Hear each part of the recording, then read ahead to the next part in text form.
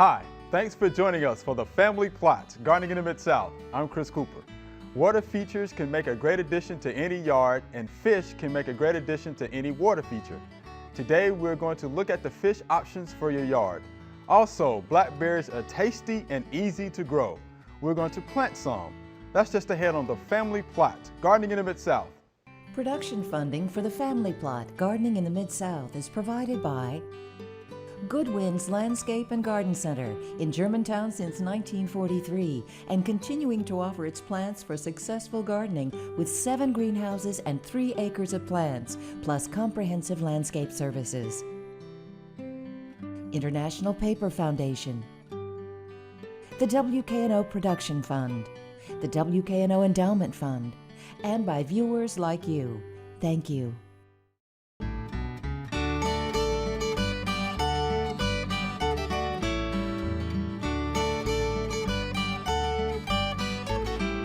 Welcome to the Family Plot. I'm Chris Cooper. Joining me today is Andy Williams.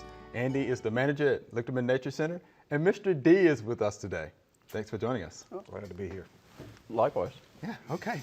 Andy, we always enjoy when you're here because you always bring us neat critters to look at, but this time you have fish. Yeah, and not only fish, non-native fish. Non-native fish. Yeah, at the Nature Center, we may suggest bluegill, sunfish, bass. But for most home ponds, that's beyond the capacity of the pond and really probably not what you want. You want something ornamental. So I'm here today to talk a little bit about ornamental fish. Okay. And in selecting the fish, you've got a lot of really good options for you. But one thing you really should take into mind is that size matters. Okay. Like I'm talking about water features in yards with some capacity to them. Some of the self-contained fountains like that are really attractive and give really pleasing sounds of running water, but probably would not be good for fish. One of the most important things to take into account when deciding on which fish you want is the surface area, the top of the water, how much surface area that you have. That's important because that's where oxygen exchange, gas exchange takes place at the surface. Okay. Something else you need to consider is the volume of water that you have because, as we'll talk about a little bit later, some fish need a little bit more space to move around. All right. Basically, as a rule of thumb, you want to start off with no more than 1 inch of fish per 1 square foot of surface area. Wow. So that's pretty easy to calculate. Okay. You do need to know the volume of the pond, though, and you calculate that basically. You try to square it out, multiply the length times the width times the height, and then go online to find a calculator to convert those, your cubic feet into gallons. But roughly 1 cubic foot of water is 7.5 gallons. Okay. You'll need that for water changes and medication and such. You can stretch the general rule of thumb as far as the surface area to as much as 2 or 3 inches of fish, including the tail per square foot. But you get in some dicey water. You want to consider not only how big the fish are when you get them, but the fact that they grow. Get bigger, right. So really the top 3 types of fish for home ponds are minnows, goldfish, and koi. Okay. And so a lot depends on the size. Starting with the minnows, they're the smallest. The best fish for, I think, for your home pond, for if you just want a few fish in there and you have a small feature, could be rosy minnows. They're readily available. There's some in the tank here. Okay. There are also some gambusa. Those are live bears. They look sort of like big guppies. They're particularly good at mosquito control. Oh, good. And even small features that maybe you have some papyrus or lotus growing in a pot with water, you'll probably want a few small minnows, nothing too extraordinary to take care of mosquito larvae and such. In fact, in any water feature, the fish are going to eat the mosquito larvae. That's a good thing. That's a good thing, as they say. That's a real good thing. Probably the most popular fish, one I would hardly recommend if you have the space, would be a goldfish. Okay. Goldfish originated in China. They basically were in the rice paddies and saw these fish, and they picked out the most colorful ones, and they kept breeding and breeding until they get the goldfish that we know today. How about that? Okay. I divide them into, regular goldfish and fancy goldfish. Okay. What I call regular goldfish, or the good old common goldfish, it's pretty plain Jane orange fish. But also in that, along the same lines, you can get comets that have long tails, and then have other types of the single-tailed goldfish that vary with color patterns. There's a lot of variability. They have orange, white, yellow, red. Also multicolored ones they call shibunkins that have black, blue, along with the orange and red. My personal favorite, and I brought one today, he's kind of at the top right now, but is called a Sarasa. It was actually, all this goldfish are Chinese. The Japanese worked on them really hard, and the Sarasa is basically a red and white goldfish. I think that looks like orange and white. That's what Tennessee Volunteer orange and white. I Well, think we're calling it red for that. But that's the breed. The color also depends on what you feed them. You get a lot of beta carotenoids in their food. Really? It brings out the red Interesting. coloration. Oh, wow. The Japanese also went to town on a fish that we now know as koi. Yeah, know about the koi. Koi are not goldfish. They're not even related. Wow. The Japanese started looking at brightly colored carp. Just a carp like on the dinner table, or the grass carp and that sort of stuff, and they grow to pretty good size. The carp, as you know, can go 3 or 4 feet. Typically, most koi max out at 1 foot to 2 feet, but they can grow as long as 3 feet. So obviously, if you've got a small pond, you think about minnows, you go to goldfish, and koi are really for specialists. Okay. They need a lot of water quality. They need depth. You need a pond about 3 feet deep, at least, for them to be have enough room to move around. And a lot of code requirements. I believe 18 inches is as deep as you can have on a pond safely without having additional requirements for fencing and such. Okay. Water quality with all fish is important. You can increase the amount of fish that you can have in a pond or water feature by filtration and aeration. And what that does, it helps clean the water and also increases the surface contact, with the surface area. But if the power goes out, you're kind of up a creek. Yeah, you're in trouble. Generally, the fewer fish that you're comfortable with, the better the fish are and you are. All of them need clean water, but the koi are the most finicky.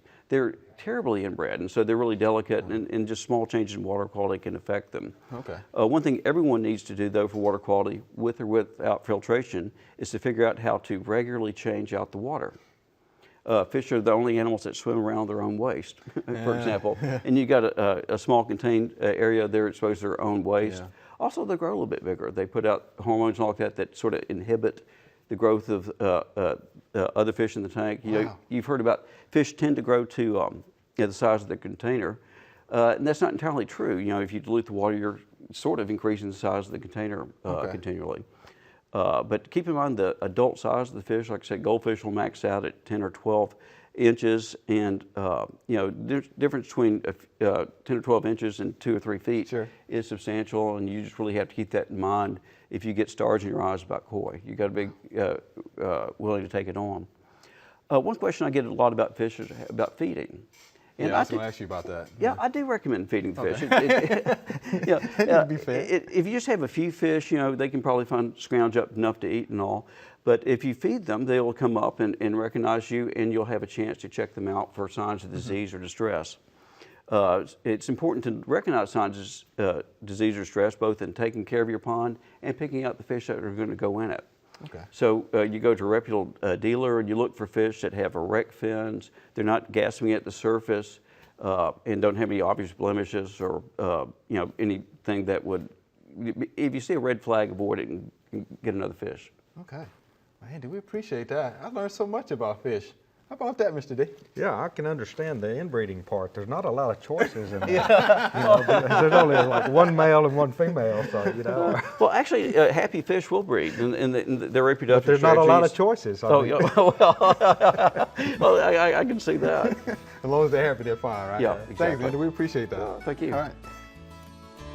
There are a number of gardening events going on in the next couple of weeks. Here are just a few that might interest you.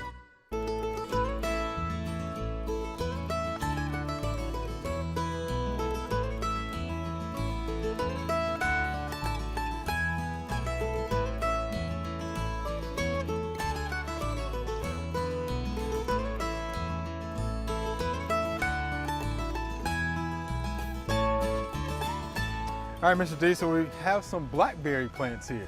We do, and these are Natchez semi-erect blackberries. They were developed by the University of Arkansas. Okay. An excellent thornless, sweet blackberry. Thornless. So the first thing you look at when you plant blackberries is how large is the plant going to get. Okay. Because if you plant these a foot apart, and then when this plant's fully grown, it's going to be 5 feet tall and 4 feet wide. So we've got it 4 feet of distance between these plants, they will be touching when they're fully grown. Okay. But you do pretty much, with a potted plant like this, treat it the same way you would plant a tree. You want to dig a wide planting hole. Wide but Ooh, not you got deep. some Bermuda grass sod there. Oh yeah. A wide planting hole, not a real deep one. Okay. We don't want to go any deeper. We want to plant it at the depth that it grew in the nursery. So, let me get some of this turf grass out of the way here. We can see if we see any cutworms or any grub worms in there. And we're also looking for earthworms. Back some more.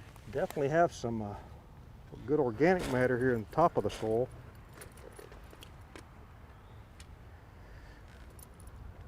This is probably Memphis silt loam here. Really good soil. Good stuff.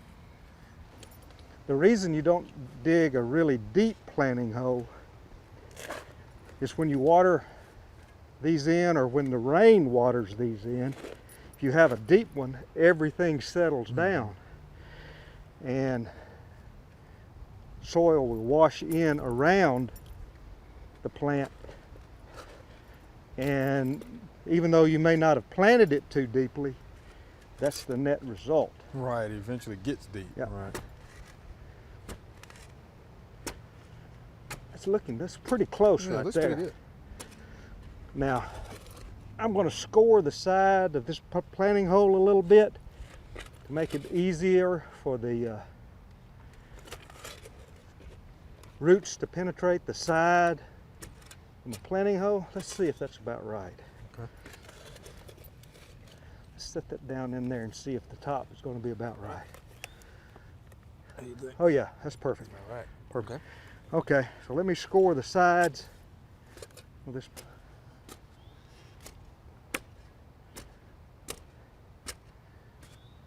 And again, you're doing that because you want the roots to. Roots to, more easily be able to penetrate that. Okay. And let's check this root, see if it's root bound. Yeah, because I'm going to get over this. don't tell her how long it's been in that pot. It's pretty good size. Aha. We do have some root, Oh yes. a little bit root bound. So I'm going to take my pocket knife.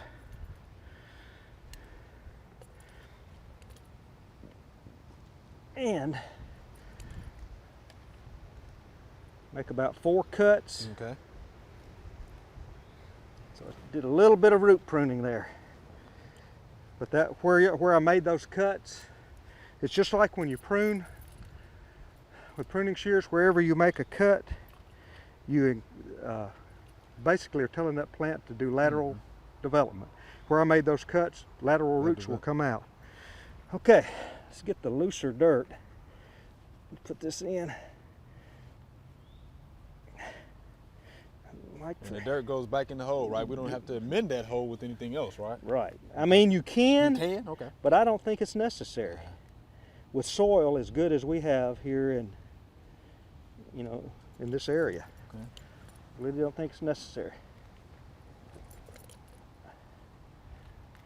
I have Memphis silt loam on my property and I don't add soil amendments to it. Now, while you're doing it, Mr. D, what do you think about this piece coming out here? Think that possibly needs to be pruned out? That's what you're going to have. You're going to have, these plants are going to be coming up from the ground all around this. It'll create a hedge, and they will spread just like Okay. wild blackberries. Okay. They're not going to be one little plant here. Right, I got So you. I mean, you can try to control it by I got you. taking those off if you want to, but in about 3 or 4 years, what you're going to have is a hedge here, and you're going to be trying to contain it, Okay. which you can do in a lawn situation like this.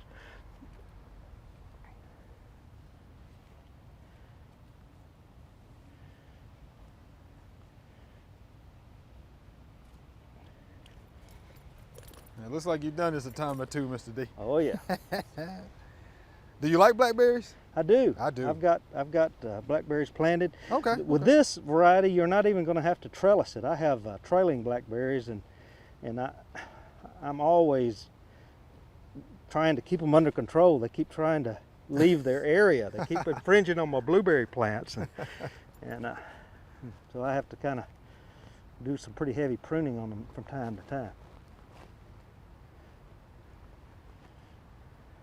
Now, I think we're about to get a rain here. If I didn't think we were going to get a rain, I would want to water this in. Okay.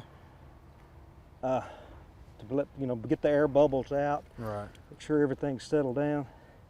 You probably ought to do that anyway, because if you don't, it won't rain. That's usually the case, right? Even though you've got a forecast and radar says it's coming, but if you are depending on rain to water your plant in, it's just not going to happen.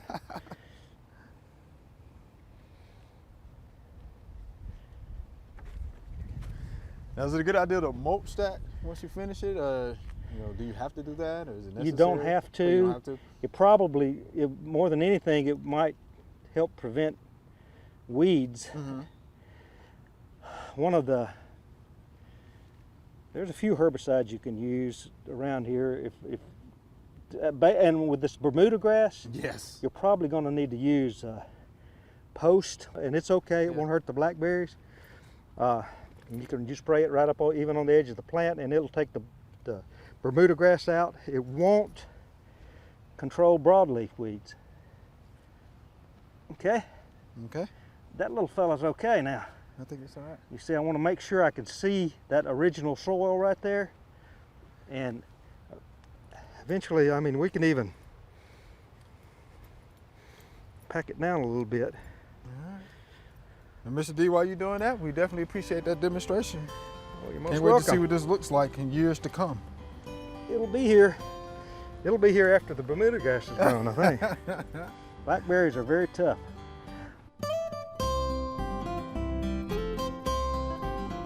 This is 3400, and we're gonna do some side dressing, okay? We wanna encourage our vegetables to get real good, robust growth.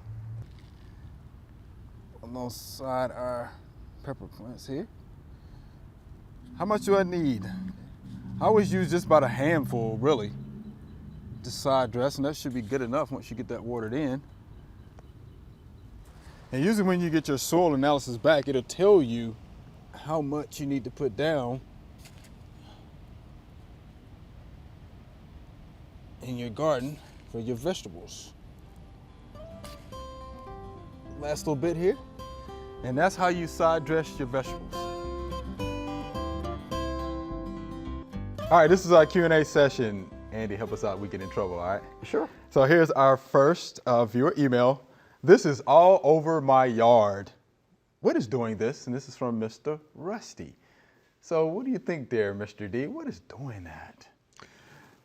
That one picture is really hard to determine what's going on there. It could range from crawfish to solitary. There's some solitary bees that will do that.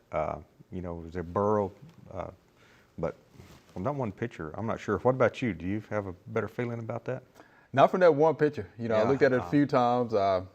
Didn't think it was. If those are all over the I didn't yard think. like that, I would guess it's probably one of the solitary bees that are doing that.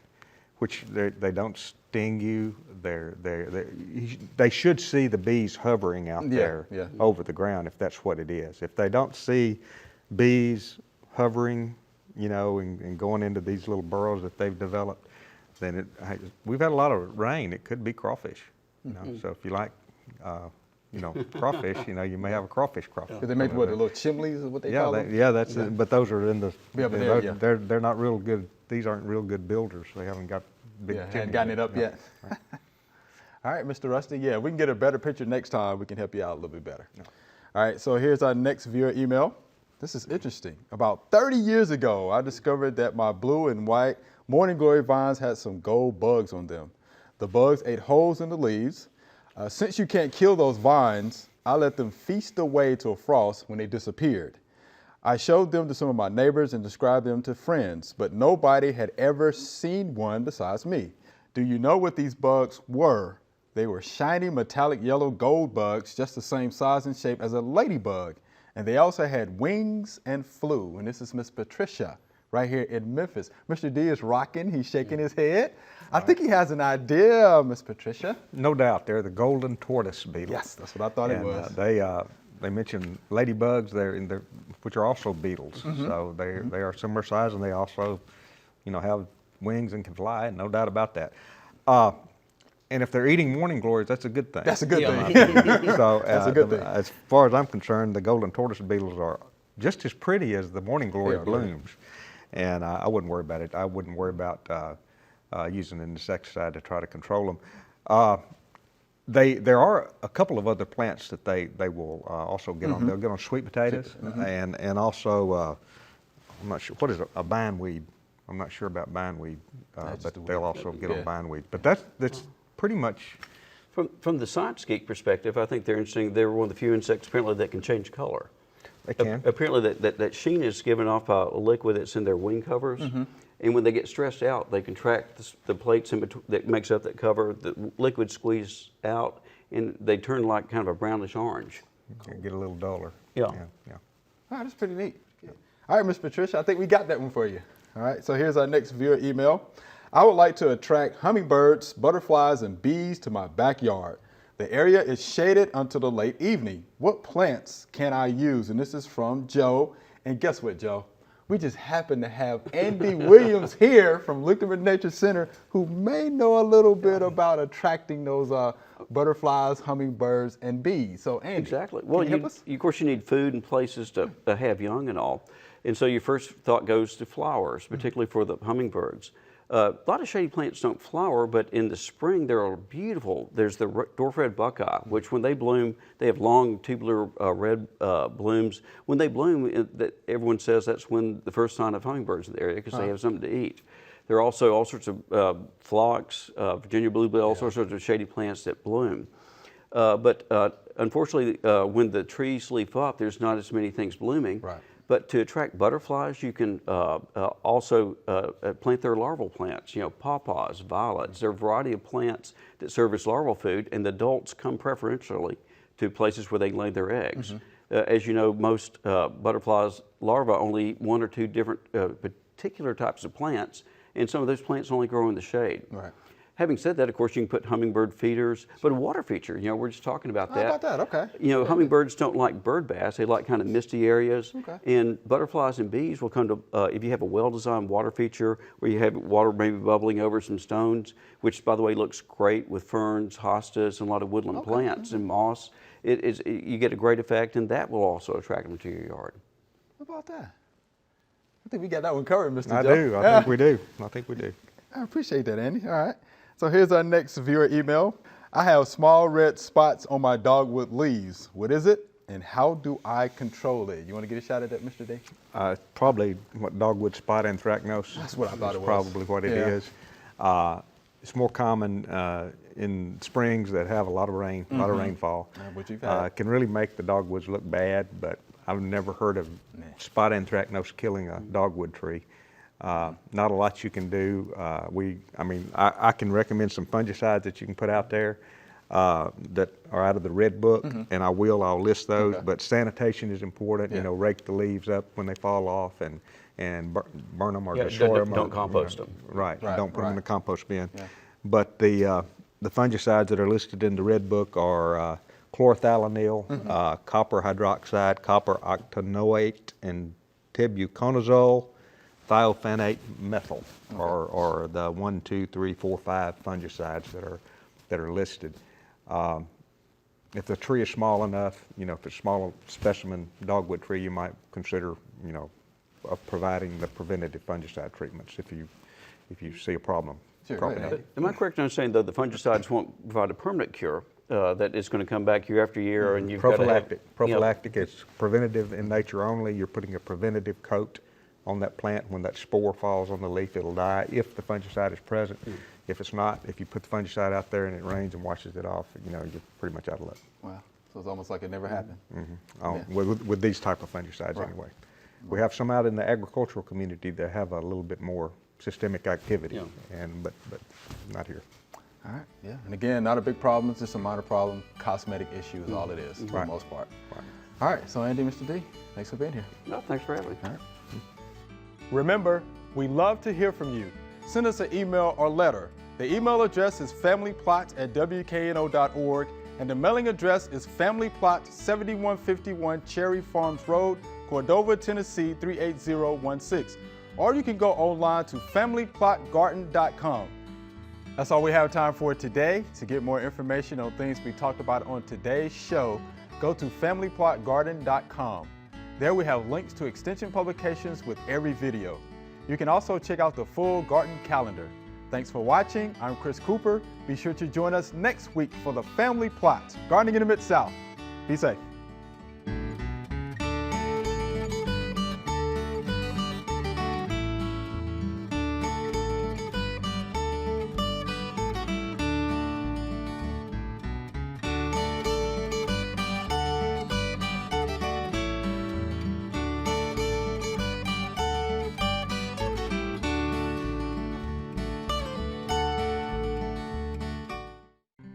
Production funding for the Family Plot, Gardening in the Mid-South is provided by Good Winds Landscape and Garden Center in Germantown since 1943 and continuing to offer its plants for successful gardening with 7 greenhouses and 3 acres of plants, plus comprehensive landscape services.